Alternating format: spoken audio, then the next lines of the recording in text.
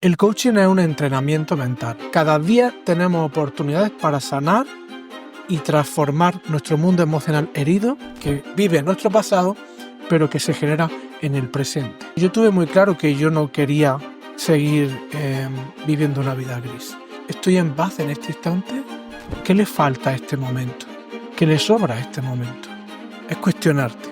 Cuando te cuestionas, indagas y puedes salir del ruido, porque el ruido va en automático. Pero cuando te preguntas qué problema tengo yo ahora mismo, qué está mal en este momento, cuando tú vives una experiencia muy dolorosa y no puedes compartirla, no tienes a nadie que te acompañe, te la tienes que tragar. Al tragarla se genera un trauma. Tiene que llegar el umbral en el que ya no puedes más, y entonces cuando dices quiero pedir ayuda, es una pregunta que asusta, pero que es profundamente esclarecedora. ¿Yo me amo?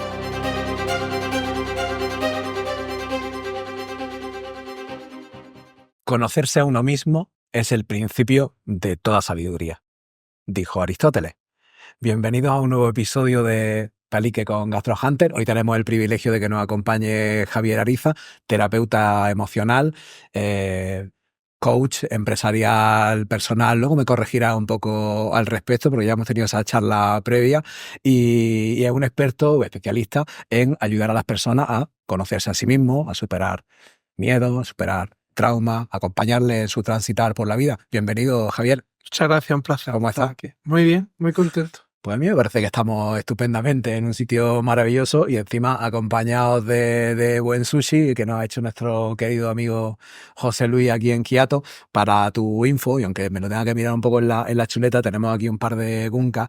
Uno es de pez mantequilla con yuzu y miso y el otro es ventresca de atún, lo que viene siendo lo que los japoneses llaman otoro, en este caso con mayonesa de kimchi. A mí siempre me gusta empezar los capítulos brindando, chinchineando con un poco de gunkan, ¿te parece? Me parece estupendo. Vamos a coger el de pez mantequilla, que creo que al principio nos va a venir muy bien. Sí.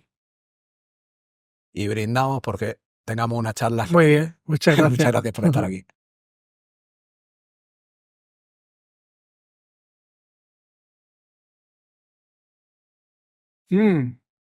Bueno, Súper bueno. Ese toque del yuzu cítrico y demás acompaña muy bien, limpia. Súper bueno. Una mezcla de sabores muy interesante. Espectacular. Gracias. Oye, Javier, me gustaría empezar esta charla contándonos un poquito brevemente tu historia. ¿Cómo llegas a convertirte en terapeuta emocional? Pues a través de mucho sufrimiento. Así empieza. Y así, el chupinazo de salida. Sí, a través de...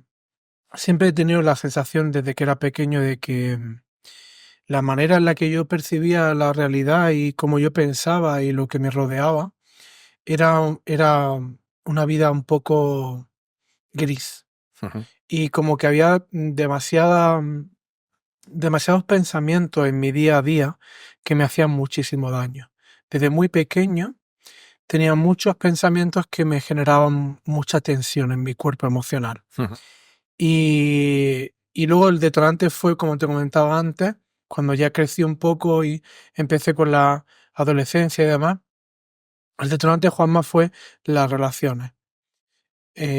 Concadené una serie de relaciones seguidas en las que la mayor parte de las situaciones a mí me dejaban. Y cuando me dejaban en las chicas, yo lo pasaba muy, muy, muy mal. Muy mal. Muy mal. Y en la última, que ya fue con una edad más avanzada, pues la vida me regaló las causalidades, ya sabes, me regaló el poder conocer a mi gran amiga y mentora Ana González, y ella fue la que me dijo que sí conocía el mundo del coaching, y yo le dije que no sabía nada, pero que yo estaba hecho pedazos y que estaba dispuesto y abierto a probar cualquier experiencia para salir de ese sufrimiento que había en mí. Y descubriste un talento que no existía, en el que tú no contabas y de repente te encuentras que te puedes autodenominar y te llaman terapeuta emocional, coach. Sí, al hacerme la pregunta acabo de viajar en el tiempo hacia atrás y en realidad ese talento yo inconscientemente y como sensación ya sabía que lo tenía. Ujú. Porque desde muy pequeño la gente acudía mucho a mí a contarme sus problemas. Incluso acudían personas que eran con una edad avanzada, muchos, a lo mejor 4 o 5 años más que yo tenía 17 años y aparecían gente de 20, 20 y pico. Javi, me dicen que hablar contigo me puede ayudar. Entonces yo decía, hay algo que se me da bien, pero claro, como yo no me sentía merecedor de ese talento y ni siquiera sabía que era un Ujú. talento, y como había como un concepto de mí muy pobre y muy pequeño en cuanto a mi autoestima, confianza y seguridad, pues como que esa sensación o ese aviso estaba ahí, pero yo no sentía que yo pudiera hacer eso. Y cuando tú has venido a esta vida a hacer algo, y ese es tu para qué, o es tu dharma, o es tu propósito de vida, Ujú. el universo se va a organizar de tal manera y va a generar una serie de circunstancias para que se presente ante ti esa oportunidad de una forma mucho más latente y más real mediante la interacción con personas. Entonces, muchos años más tarde, la vida me llevó a que esta mujer, Ana, Ujú. me dijese en una de las sesiones que llevábamos que si que si me había pensado dedicarme a esto. Mi primera respuesta fue mucho miedo, pero como te comentaba antes, sentí un enorme escalofrío en mi cuerpo, en todo el cuerpo, gustoso, y supe que ahí pasaba algo. Y 10 o 12 años después, Y ya sí, está, ejerciendo como tal a tiempo completo. sí, gracias a Dios, siempre estaré muy agradecido a la vida de poner ante mí la oportunidad de hacer lo que me apasiona. Y a la vez de felicitarme a mí mismo por ser valiente en todas las decisiones súper panicosas, si existe esa Ujú. palabra de mucho pánico, que tuve que tomar para seguir los dictados de mi alma. Había mucho miedo en todas las decisiones, pero yo no podía mirar para otro lado. Claro. ¿Cómo definirías el coaching? Vamos a entrar un poquito en materia y definimos esa disciplina. El coaching es un entrenamiento mental, básicamente, Juanma. Es como nuestra mente está dispersa y se descoloca con mucha facilidad. Mediante toda la información y los estímulos que hay en el exterior y mediante nuestro propio pasado. Ujú. Nuestro propio pasado y nuestro miedo al futuro hace que constantemente generemos historias en nuestra cabeza. Que esas historias a su vez viven en conflicto entre sí. Es como que hay dos yo que se contradicen y me vuelven loco y no sé qué hacer. Entonces el coaching es como trabajar de dónde viene esa información, qué me está diciendo esa información de mí y cómo puedo gestionar eso en mi día a día. Y por supuesto también el mundo emocional. Es como, ¿quiero tener un buen físico? Sí. ¿Qué precio estoy dispuesto a pagar? Ir 3 o 4 días al gimnasio, comprometerme a una alimentación saludable, vale. ¿Quiero ser feliz? Sí. ¿Qué precio estoy dispuesto a pagar? Ninguno. Pues nada. Sigue en tu vida mediocre o sigue en tu vida, bueno, no estoy mal. ¿Cómo está? Bien, no estoy mal. Tirando. Tirando, ahí vamos. Esas frases que definen nuestro estado interno. Pero yo tuve muy claro que yo no quería seguir viviendo una vida gris. Entonces el precio que tengo que pagar y sigo pagando, que en realidad no estoy pagando nada, Ujú. es una inversión en mí, es es el mayor gesto de amor que me doy a mí mismo, porque gracias a esa disciplina y ese entrenamiento diario, yo consigo alcanzar esa anhelada paz interior. Claro. Hay una cuestión que a mí me motiva muchísimo en este caminar, en este discurrir por la vida, que es la felicidad o tener el estado de felicidad más plano y más constante posible. Tú como entrenador de vida, o a lo mejor sería una definición un poco pretenciosa, Es bonito. no lo sé, pero me parece bonita, que es para ti la felicidad. La felicidad para mí es un estado de presencia. Es un estado natural que nos acompaña desde que somos chicos, desde que nacemos. Ya traemos esa presencia, esa atemporalidad, es decir, estamos en el aquí, en el ahora, maravillándonos por todo lo que sucede. hay un descanso, no hay tanta rumiación mental y la felicidad es como alcanzar el estar aquí sin tener que querer ir a otro lado. El vivir lo que estoy viviendo desde un estado sosegado, calmado y desde una alegría interna.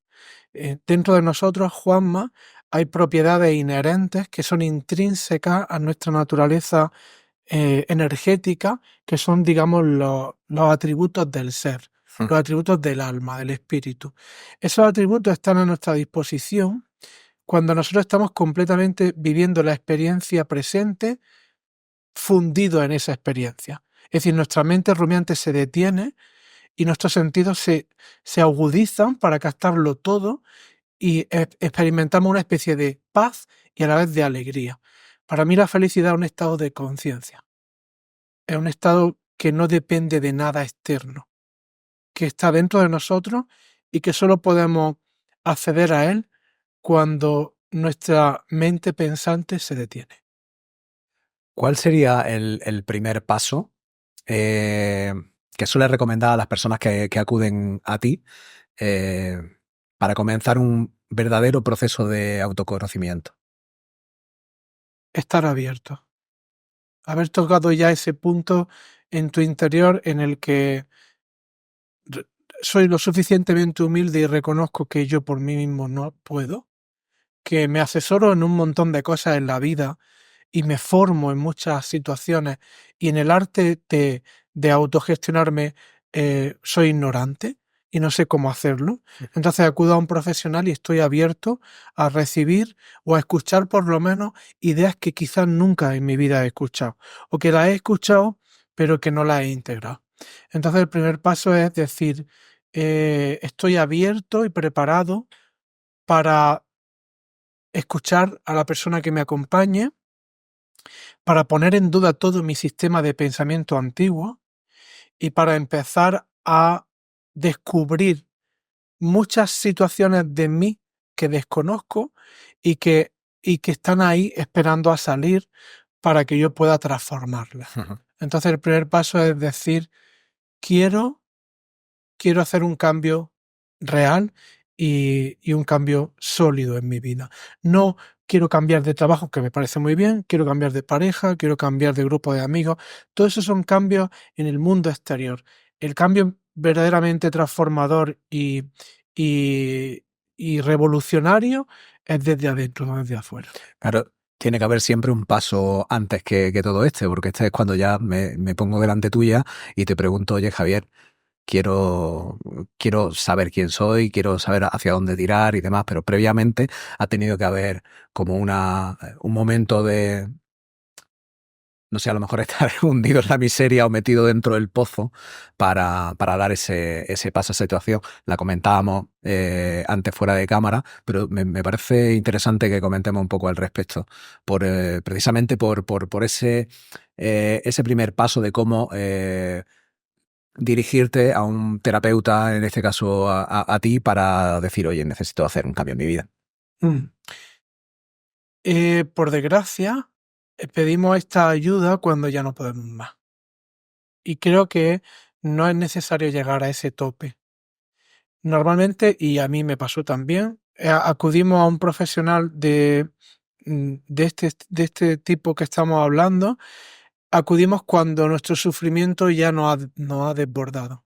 Cuando asociamos menos riesgo al hecho de acudir a un profesional que de lo que estamos viviendo. Es decir, lo que estoy viviendo es tan insoportable, me siento tan vacío, me siento tan que no me llena nada, que ¿qué puedo perder, no?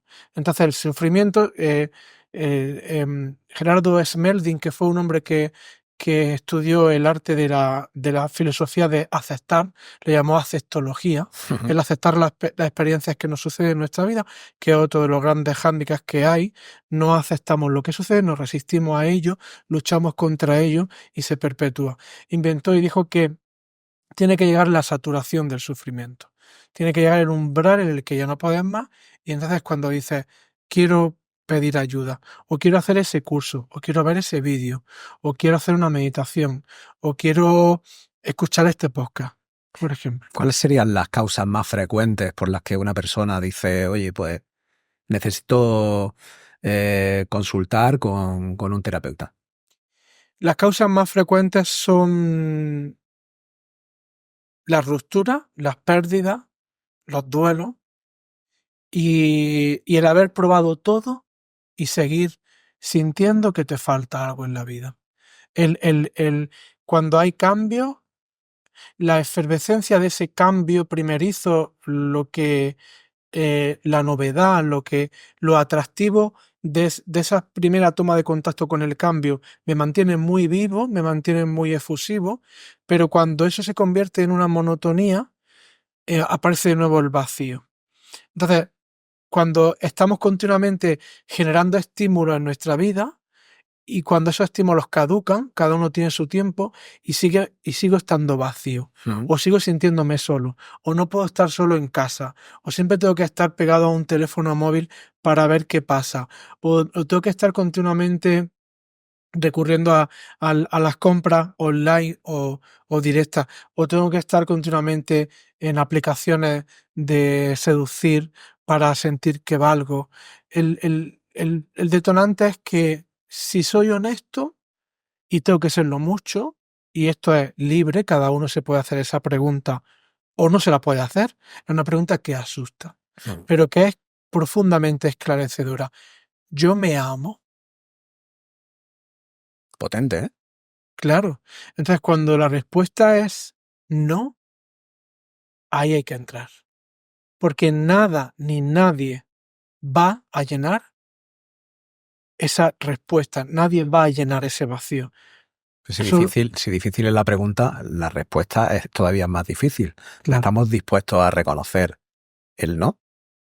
Hay que ser muy honesto y y aunque no lo reconozcas públicamente, si alguien te hace esa pregunta, en tu foro interno, en tus ratitos de soledad o mientras conduces, tú tienes que decirte a ti mismo, si es que no me amo.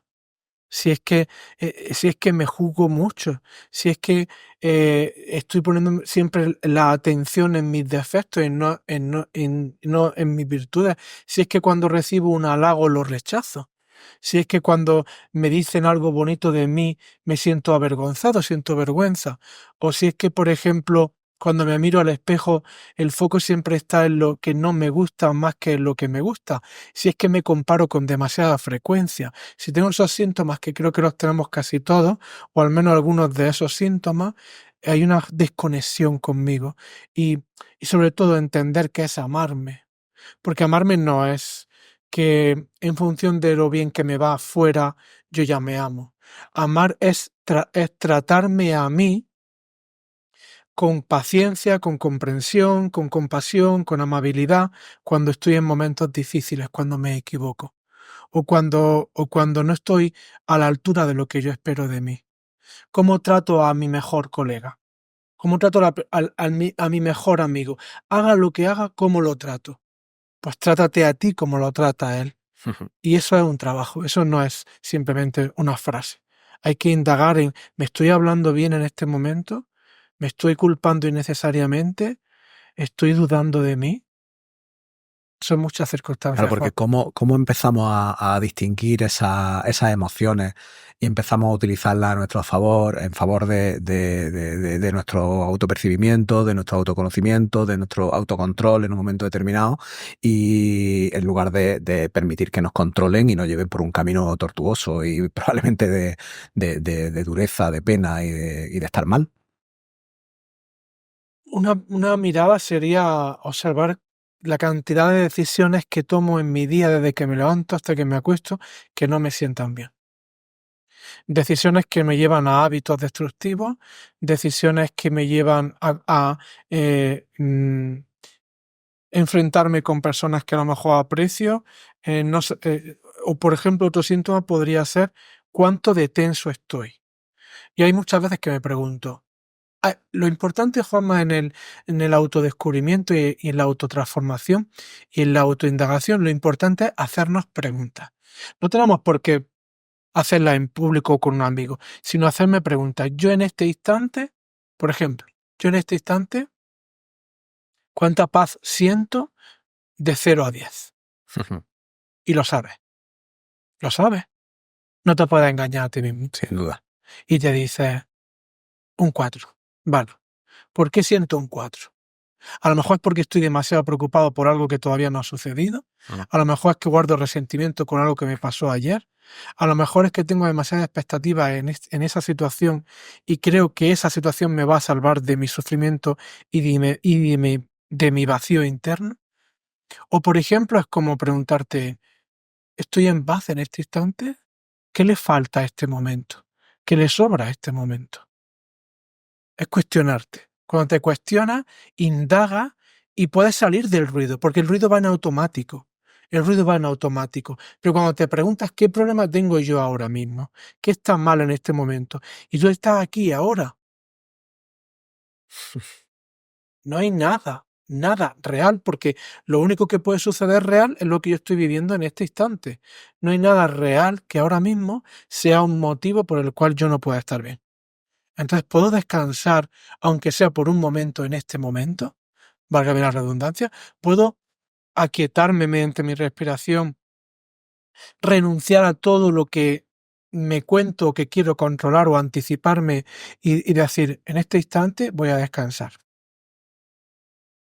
Eso para mí es súper importante, porque va acumulando pequeños ratitos de conciencia, de plenitud, y esos ratitos te dan gasolina y energía suficiente para afrontar las dificultades, o para no estar tan irascible, o para no estar tan tenso.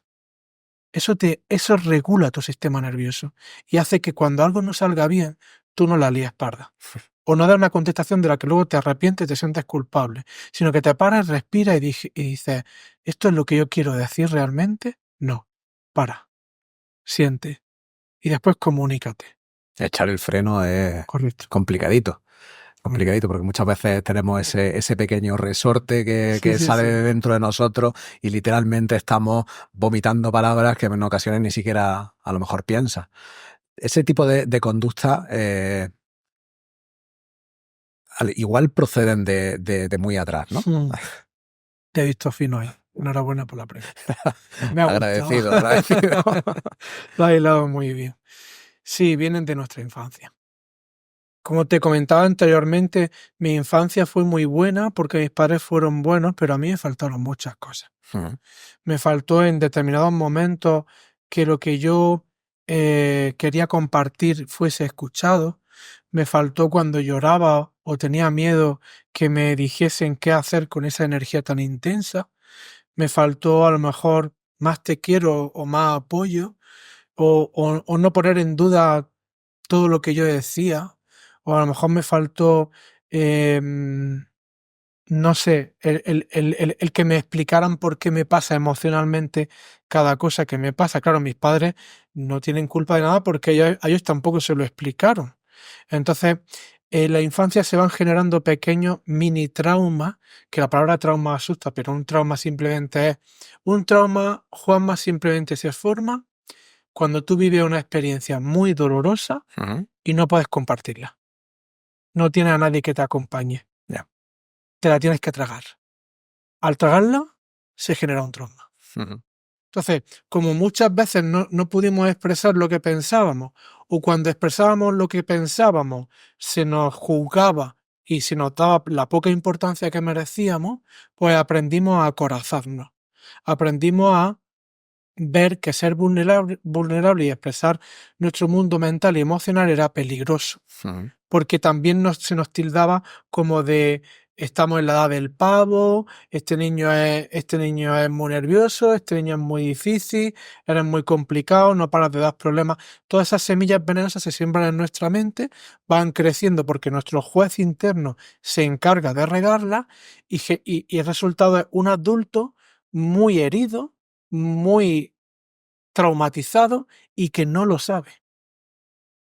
¿Qué te va a mostrar a ti que estás herido y traumatizado? Las relaciones, sobre todo la relación de pareja y la relación con tus padres.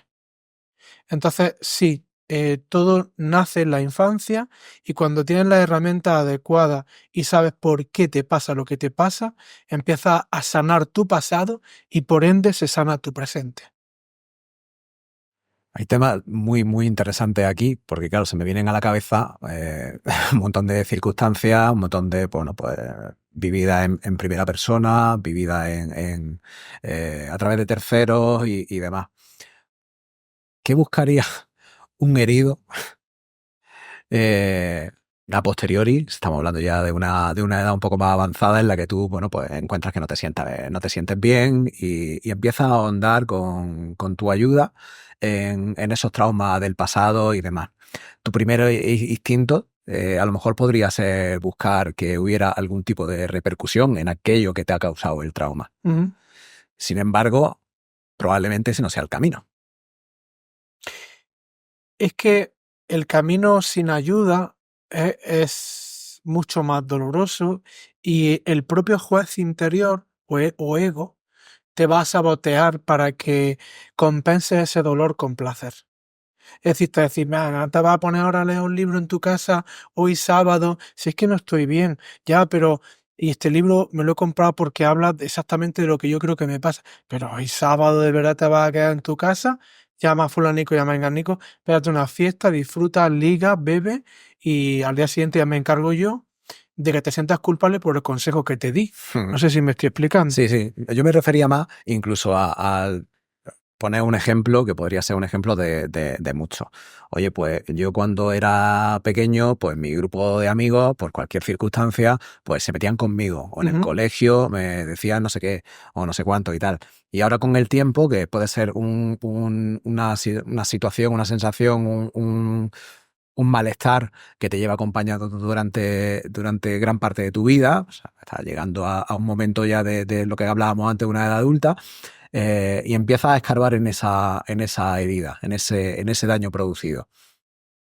A priori, a lo mejor decía, oye, pues la manera de solucionar mi trauma es que a aquella persona se le amoneste, se le aleccione, se le diga, oye, eso no se debe hacer, tal, pero a lo mejor estamos hablando de circunstancias que pasaron hace 20 años, Ujú. o 30, o Ujú. más. Se trata de asumir, se trata de resiliencia, se trata de saber por qué pasaba aquello, de qué se trataría. O sea, ¿cómo superas, por ejemplo, una circunstancia como esa?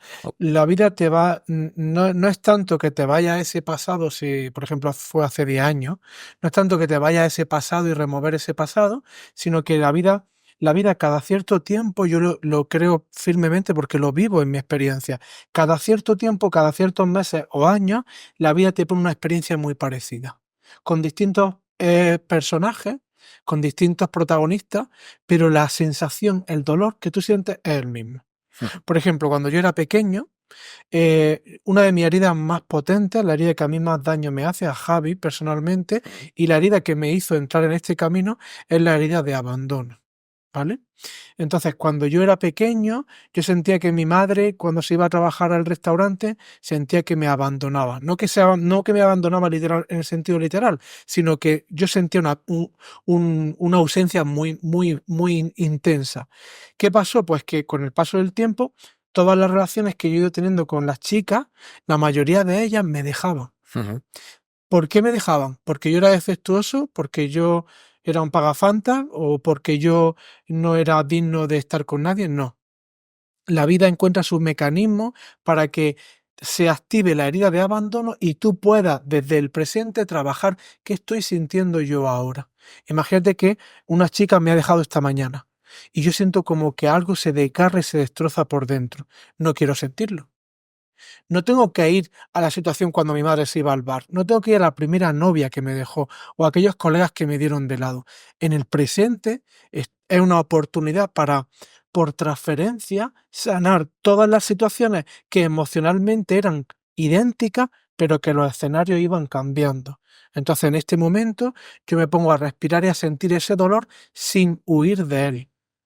O sea, cada día tenemos oportunidades para sanar y transformar nuestro mundo emocional herido que vive en nuestro pasado, pero que se genera en el presente.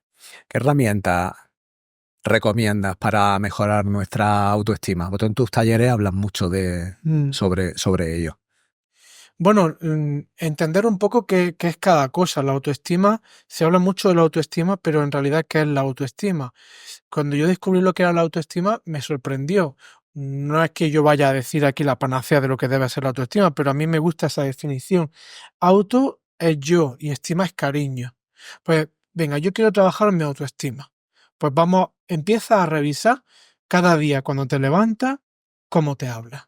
¿Cómo te hablas cuando llegas tarde? ¿Cómo te hablas cuando cometes un error? ¿Cómo te hablas cuando no estás a la altura de las circunstancias? ¿Cómo te hablas cuando te equivocas? Súper importante. ¿Cómo te equivocas? ¿Cómo te hablas cuando cometes un error? Entonces, herramienta, observar cómo me hablo constantemente. Más herramientas, dejar de culpar a la gente de lo que me pasa. Ujú. Dejar de entrar en una actitud de victimismo y de pensar que todo el mundo está equivocado menos yo y empezar a ver qué lectura y a saber descifrar qué me está diciendo eso de mí, porque eso es una proyección mía de algo no resuelto en mí. Entonces yo empiezo a ver, pues esto me ha enfadado porque soy una persona que quiere controlarlo todo. Imagínate que yo llego a un sitio, no se dan las circunstancias que yo espero, pero yo ya me había generado una expectativa de eso. Ujú. Y yo me enfado con esa persona. No te estás enterando. Esa situación te está pasando para que sueltes el control, para que sueltes las expectativas y para que observes que no vives tu vida desde el momento presente, que estás todo el tiempo en el futuro. Por ejemplo, sería otra herramienta, ver con qué frecuencia, Juanma, estoy elucumbrando el futuro y generando una irrealidad que a mí me daña. Otra herramienta sería ver con qué frecuencia estoy tenso. Estoy tenso. Ujú. Estoy tenso, no sé por qué, pero estoy tenso. Me pasa algo. Y luego, por supuesto, saber qué información, como he dicho anteriormente, me da al exterior de mí a cada situación que yo vivo. ¿Cuáles son las creencias limitantes más comunes que encuentras en tus sesiones? ¿Y cómo podemos empezar a desmantelarlas? ¿Cómo enfrentarnos a esos estereotipos marcados a lo mejor por nuestra trayectoria, por nuestra vida, por la sociedad, por... Las creencias limitantes mayores son aquellas frases que hacen que la causa de tu sentir está en el exterior. Es decir, imagínate que, hablando de las relaciones, que a mí me han dejado de nuevo. Pues yo digo, todas las chicas son iguales. Todas las chicas, cuando le aparece un hombre que las trata bien, se aburren. A las chicas solo les gustan los hombres que le dan caña. Vamos a trasladarlo al género, a la parte de hombre también. A los hombres solo les gustan las mujeres que pasan de ellos. Entonces son creencias que te hacen que estés buscando el amor en un lugar equivocado, por ejemplo. O, o qué mala suerte tengo. Creencias muy generalizadas, pero son creencias o yo no voy a ser capaz, o no me merezco esto, o es injusto, o no. Hay una frase que es demoledora para no mirarte. Hay una frase que te pone un antifaz en los ojos para no mirar qué información te está mostrando eso que está pasando, y es el no lo entiendo. Bajo la frase lapidaria y creencia limitante no lo entiendo, no tienes que entender nada. Primero tienes que aceptarlo. Aceptarlo no significa que estés de acuerdo, significa que ya está sucediendo y que no lo puedes cambiar en este instante. Puedes aprender de ello o puedes preguntarte para qué te ha puesto la vida esta situación. Entonces, esas creencias nos llevan a no saber ver de qué va la situación que me está pasando. Oye, ¿y tú qué crees? ¿Que cada persona es un mundo o que somos más parecidos de lo que nos pensamos? Creo que somos muy, muy, muy, muy parecidos. Muy parecidos. Porque cuando somos felices, somos igualmente felices. No hay grados de felicidad. No es medible la felicidad. Cuando estamos tristes, estamos igual de tristes.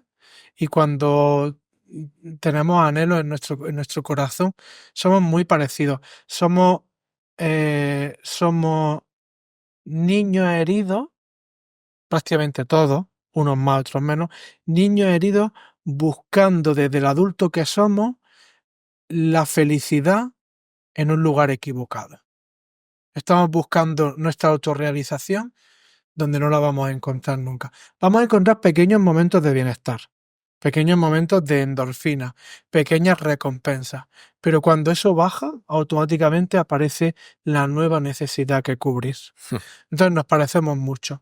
Es que somos la misma energía, viviendo en distintos cuerpos. Es interesante porque en muchas ocasiones nos pensamos que somos seres únicos en el universo. Nuestra forma de ver el mundo, Claro. nuestra forma egocéntrica de ver la vida, sí es única. Porque está filtrada por nuestro yo personal, por nuestra identidad personal. Y por eso hay tanta lucha de poder en cuanto a las conversaciones de llevar razón. Claro. Por eso llevar razón se convierte en un tema que activa mucho el conflicto en las relaciones, Juanma. Pero la realidad inherente de lo que somos, nuestro espíritu, nuestra energía, es lo mismo en un recipiente con una historia y con unos padres y con unos abuelos, pero somos lo mismo. Es decir, cuando tú encuentras ese lugar en ti, puedes empezar a sentir mucho amor por todo lo que está vivo. Y no es un amor que conocemos como comúnmente conocemos. Es un amor que no tiene pensamiento, es una experiencia de unicidad, es una sensación de plenitud sin ningún aspecto mental que la adultere. Javier, tengo 1001 preguntas que hacerte y estoy absolutamente convencido de que seguiremos hablando de ello. Pero sí que me gustaría, de manera muy, muy breve, porque evidentemente tenemos el tiempo un poquillo limitado, de manera muy breve, ¿cuál sería el proceso? O sea, yo mañana voy y te llamo, Javier, oye, necesito que me eches un cable. ¿Cuál es mi proceso? Resumidito en breve. Pues aquí, ¿Cómo materializar esa llamada? Sí, haciéndolo a efectos prácticos. La primera toma de contacto básicamente es la escucha activa. O sea, yo tengo que escuchar activamente con todos mis sentidos y mi foco todo lo que esa persona me está transmitiendo desde los distintos tipos de lenguaje. Y sacar el lenguaje que se ve y que dice y el lenguaje que no se ve. Y ver dónde está quebrado ese lenguaje, ver los quiebros. Los quiebros son aquellas partes donde están muy heridas. Entonces, hacer una evaluación en esa escucha y empezar a darte feedback. O empezar a hacerte preguntas para que tú encuentres tus propias respuestas. Y en función de lo que yo desde mi intuición testeo, aplicar una herramienta u otra. Pues, por ejemplo, a esta persona le vendría bien esto, o le vendría, te comento y te comparto la herramienta, te la explico, y si te resuena, la llevamos a cabo. Y sobre todo, un compromiso contigo mismo. Mi trabajo, y no me quiero extender, no consiste solo en venir a hacer una sesión conmigo, sino en convertir la disciplina interior en un hábito en tu vida. Que no necesitas mucho tiempo, solo un poco de tiempo cada día. Si soy tu entrenador fitness, vas a entrenar cada día. Si soy tu entrenador mental, no es menos importante, yo diría que incluso más. Entonces es coger el hábito, pequeños hábitos que te lleven a convertir el trabajo interior en algo constante en tu vida. Pues Javier, me ha encantado charlas contigo, me ha gustado mucho, creo que es súper potente alguna de las claves que nos has dado. Tenemos que seguir trabajando un poquito más en nuestro interior porque probablemente crearemos una sociedad bastante mejor. Ese es el propósito, ¿verdad?, de este podcast, de nuestro encuentro, de los compañeros que nos acompañan.